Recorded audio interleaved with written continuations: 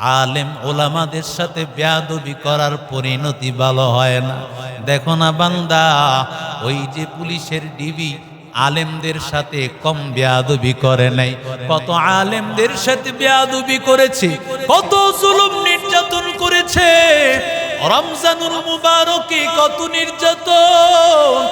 এরে আল্লাহর বান্দা, এগুলো তো এখন সোশ্যাল মিডিয়াতে মানুষ অহরহ দেখতেছে।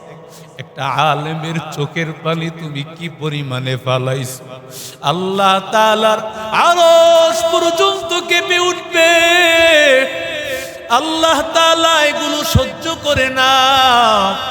আল্লাহ তাআলা ডাক দিয়া বলেন, ও আলেমের দল, আমি আল্লাহ তাআলা মুসা নবীকেও ধাপে ধাপে আমি আল্লাহ তাআলা পরীক্ষা করেছি। আমি আল্লাহ তাআলা বহু নবী রাসূলদেরকে এমন পরীক্ষা করেছি, বহু ফেরেশতা বহু সাহাবীদেরকে পরীক্ষা করেছি। আমি আল্লাহ তাআলার কাছের মানুষ যারা হবে, পরীক্ষা হবে তাদের, আর বিনিময় আমি আল্লাহ তাদের জান্নাতের মেহমান বানাবো। এরে নবীর আশিক উম্মতের দল, আল্লাহ তাআলা সন্তান দুনিয়াতে আগমন করে ফেললেন। সন্তান আগমন করার পর আল্লাহ তাআলা ডাক দিয়া বলেন, ও মুসার মা, তুমি তাড়াতাড়ি সন্তানটাকে দুধ পান করাও, সন্তানকে দুধ পান করাও। আল্লাহ ডাক দিয়া বলেন, ওয়া নুরিদু আন্নামুন্না على الذين استضعفوا في الأرض ونجعلهم أئمة ونجعلهم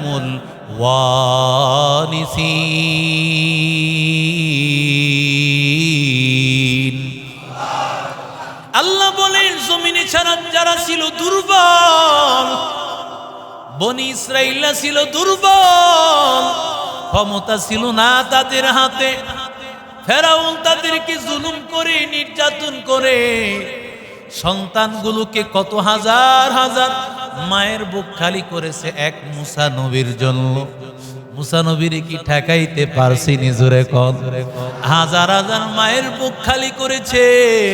আল্লাহ বলে, যার হাতে তোর পতন, ওরে তুই ঠেকাইতে পারবি না। ওয়ামা কারু ওয়ামা কারাল্লাহ ওয়াল্লাহু খায়রুল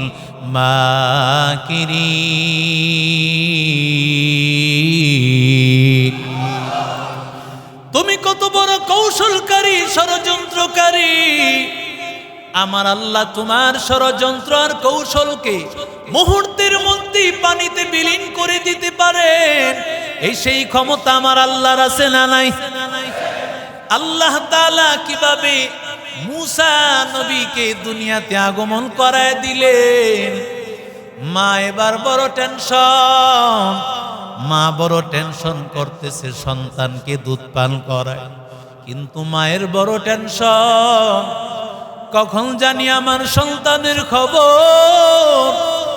ফেরাউনের লস্করেরা, ফেরাউনের সেনাবাহিনী খবর পেয়ে গেলে আমার বাচ্চাকে নিয়ে যাবে। মার মন তো মানে না। আল্লাহ ডাক দিয়া বলেন, ওয়া আওহাইনা ইলা উম্মি মুসা আন আরদিই।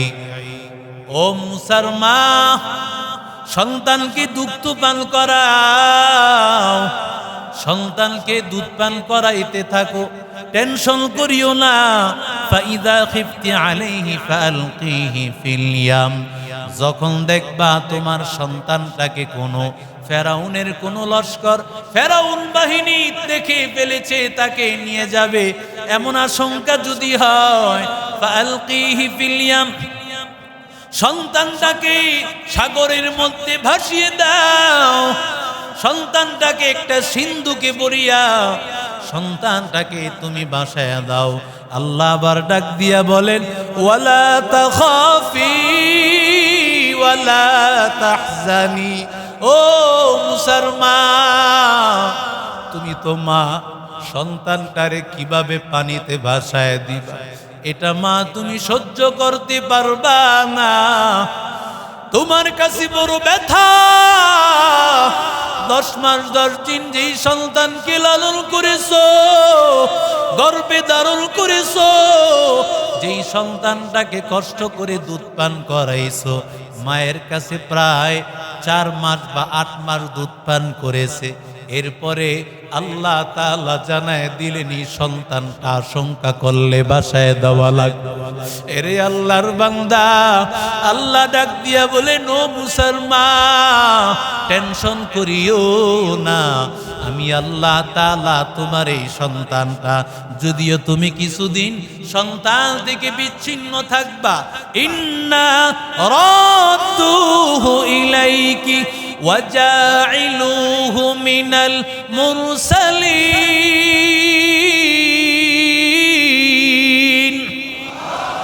আল্লাহ বলেন, ও মুসলমান, যদিও সন্তানটা কিছুদিনের জন্য আমি তোমার কোলটা খালি করি, আমি তোমার সন্তানটারে বাসায় নিব, তবে আমি আল্লাহ ওয়াদা করলাম সন্তানটারে আবার তোমার কাছে ফিরাইয়া দিব।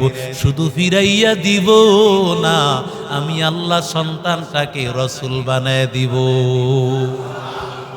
ঠিক তেমনি ভাবে আমরাও বলি, ও মা, ও বাবা, তোমার সন্তানটাকে মাদ্রাসায় দাও, তোমার সন্তানটাকে আলিম বানানোর জন্য, আল্লাহওয়ালা বানানোর জন্য কিছুদিনের জন্য সন্তানটাকে তোমার আদর থেকে বঞ্চিত করো, আল্লাহ তোমার কোলে ফিরিয়ে দিবে।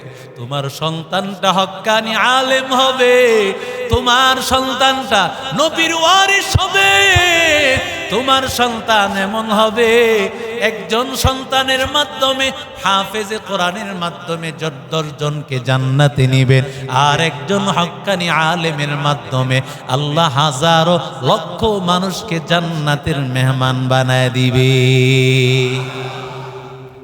এরে নবীর আশিক উম্মতের দল, কিন্তু এবার সিন্দুক বানাইবে কিভাবে? সিন্দুক বানানোর জন্য বড় টেনশন। মুসা নবীর মা দৌড়ায় গিয়েছেন এক কাঠমিস্ত্রির কাছে। কাঠমিস্ত্রিকে বলে, ও ভাই, আমার একটা সিন্দুক বানায় দেওয়া লাগবে। বলে, কি কারণে? আমার একটা সন্তান, ছেলে সন্তান হয়েছে, না জানি ফেরাউন কখনই সন্তানটারে মেরে ফেলে। সিন্দুক দিয়া ভরিয়া সাগরের মুক্তি বাসাইয়া দিব। আর ওই কাঠমিস্ত্রি তখন মনে মনে ষড়যন্ত্র করে, ফেরাউনের কাছে খবর দিলে তো টাকা পাওয়া যাবে, বাড়িঘর হবে। এমন মুনাফেক মার্কা লোক তো এখন আর জমানায় নাই। আরো জোরে কোন আছে না নাই? আপনার কাছে এক কথা আপনার বন্ধু আপনার লাগাইয়া দিবে। দেখেন না, আমাদের কিছুদিন আগে এক আলেম ছাত্রদের পক্ষে কথা বলার কারণে ওই ইমামের চাকরি গিয়েছে। এরপরে যখন এলাকার মানুষেরা তাকে আবার ইমামতিতে বসায় দিয়েছেন, কিন্তু কি করব, ওই যে শয়তানের দল তো লেগে আছে। রাতের বেলায় ডিবি দিয়া ফোন করাইয়া তাকে নিয়ে গেছে 3 দিনের রিমান্ডে, এখনো জেল হাজতে আছে না নাই?